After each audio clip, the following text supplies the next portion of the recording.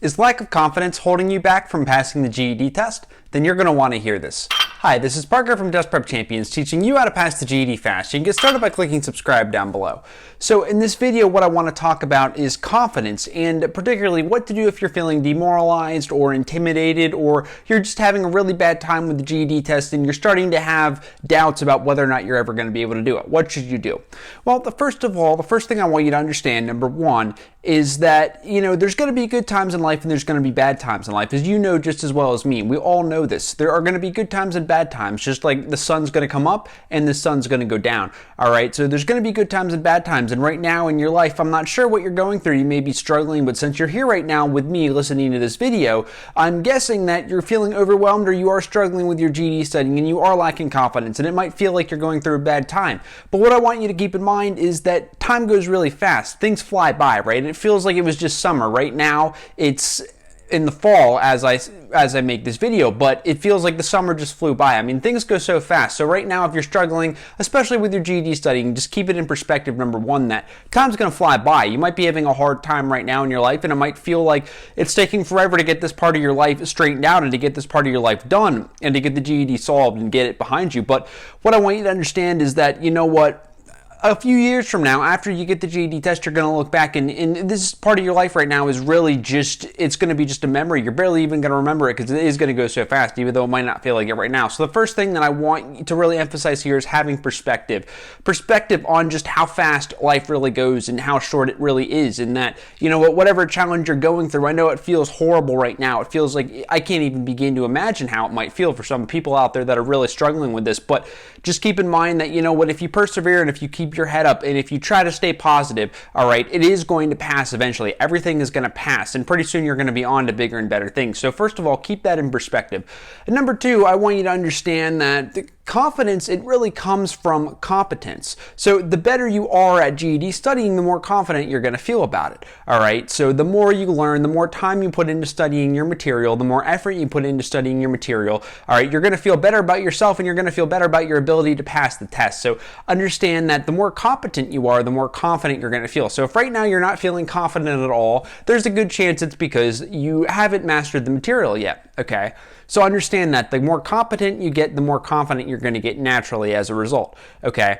And so the other thing that I want you to understand here is that often being overwhelmed or just feeling completely demoralized is the result of not breaking your studying down into small enough pieces and into more manageable pieces. All right. So if you just look at the whole entire GED test, you look at the reading and you look at the math and you look at social studies and science, it's easy to get overwhelmed. And it's really, really easy to just get lost in the details. Do I have to know this? Do I have to know that? And what I want you to do is just really just narrow your focus, all right? Instead of looking at the whole GED puzzle, all right?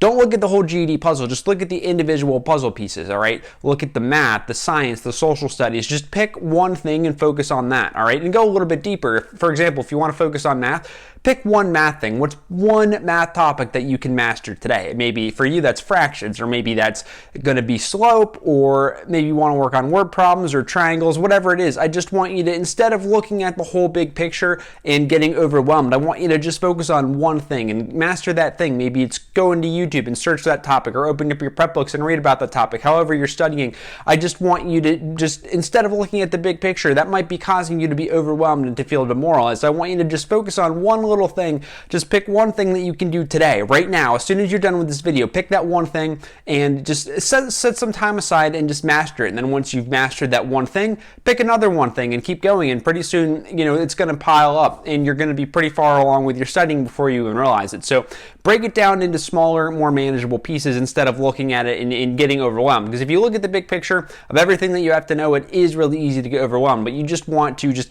break it down just one step at a time. I used to work at a job in customer service. It was kind of like a call center, and we would have I'd be on the phone with somebody else and there'd be so many other calls in the queue, and it would almost feel overwhelming at times until I'd remember to tell myself, just take it one call at a time. Talk to this person, when I'm done with that person, then focus on the next call. So you want to kind of do the same thing here with your GED studying. Focus on one thing at a time, all right? And then once you've got that one thing done, move on to another one thing, and so on and so forth. All right, so another thing that's really big for building confidence is to focus on your wins. Focus on your wins, no matter how small that they may seem, and celebrate them, all right? So we all have a tendency, or at least most people do. I don't know if you're like most GED test takers that I've worked with, but a lot of them have this tendency to be really demoralized and to feel really bad when they have trouble with something or when they struggle with that thing. But then when they do good at something, they also have trouble giving themselves credit and giving themselves a pat on the back. So I want you to really be honest with yourself about what your strengths are. What are some things that you're doing well? And look at the little things and really appreciate them. You know, maybe you're starting to understand how to do addition and subtraction without a calculator and division without a calculator.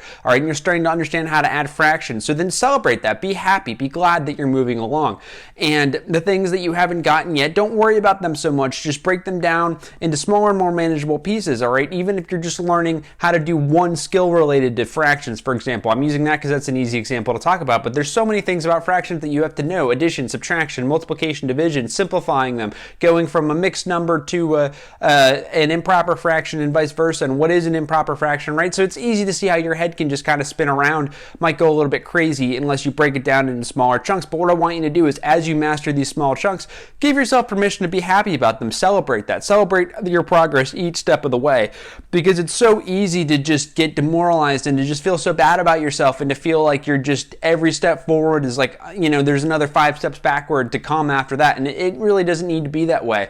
It's going to be hard and it's not going to be easy, but I want you to celebrate these wins and just feel good about it. Maybe go out after you study, go out with friends, or call a friend up on the phone or a family member. Do something that's fun to reward yourself. All right, so that's another thing, just reward yourself constantly. And so another thing here is gratitude, and really being grateful for everything that you've already mastered, being grateful to yourself that you have already put sufficient time in and that you're moving towards these goals, being grateful that you have the opportunity to do this, because you know what, let's be honest, you get your GED done, you can go on and do whatever you want. You can go to college, you can go and get a better job and make more money, have a better life for your family, whatever your goal is or whatever your mission in life is, so to speak. All right, it's just always helps sometimes to just sit back and just be grateful that we have this opportunity, even though it might be that you have the opportunity to pass the GED and then go on and really figure out what you want to do out of life, or if you already know, go on and pursue that big goal, whether it's, you know, some students like to go and they become nurses or computer engineers or computer scientists, or even if it's just going off, you don't know what you want to do yet, you just want to go find a job, you know, or go into your dream college, whatever it may be. All right, there's some reason why you want to pass the GED tests. And so that actually brings me into my next point. I want you to reconnect with your reasons why you want to pass in the first place. So we all have our reasons, all right? Some people have better reasons than other people.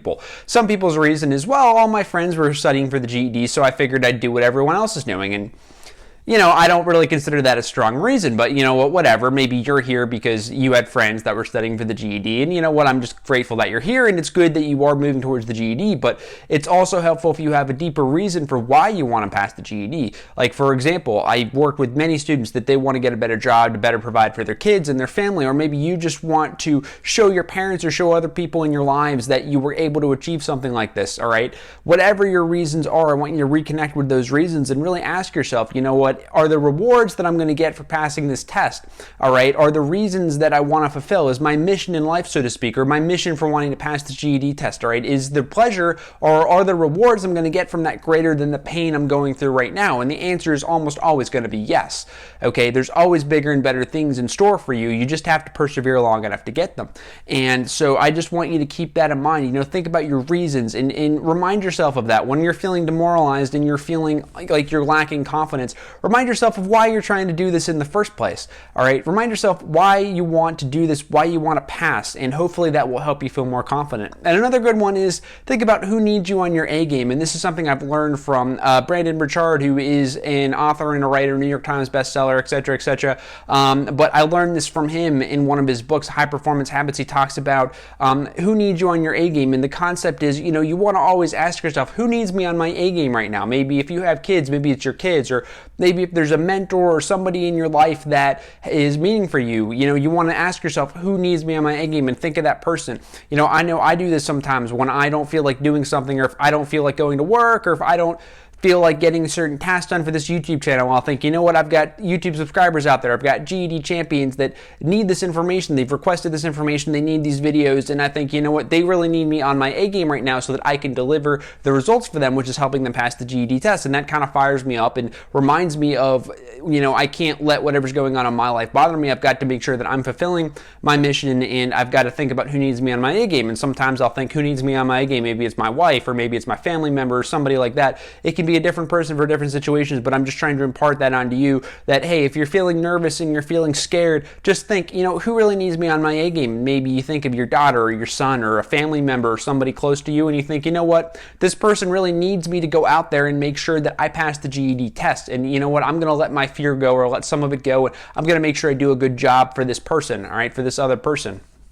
And so these are some tips for helping you be confident, but it really comes down to that competence and, you know, celebrating your wins, and also just making sure that you are trying to be present and trying to just keep in perspective and keep in mind that, hey, this is just a short time in your life. It's going to fly by. It's going to be fast. It might be hard now, but you just got to grind. Just grind it out. Just work hard, and you'll get that competence. You'll be more competent. You'll be able to score higher because you'll have higher knowledge of the material, but you're also going to eventually, hey, if you keep working at it every day, if you put the time in, you put the effort in, and, you know, you really believe deep down inside that you can pass the GED test, it's just a matter of time. Eventually you will. Okay, the more things that you try, eventually something has got to work. If you just work hard enough, you work hard, you study hard, and you really deep down inside believe that you can pass, okay, you'll be able to do it. But it's all about that breaking things down into smaller, more manageable pieces, asking who really needs you on your A game, remembering your reasons for why you want to do this, and also cheering yourself on, celebrating your small wins,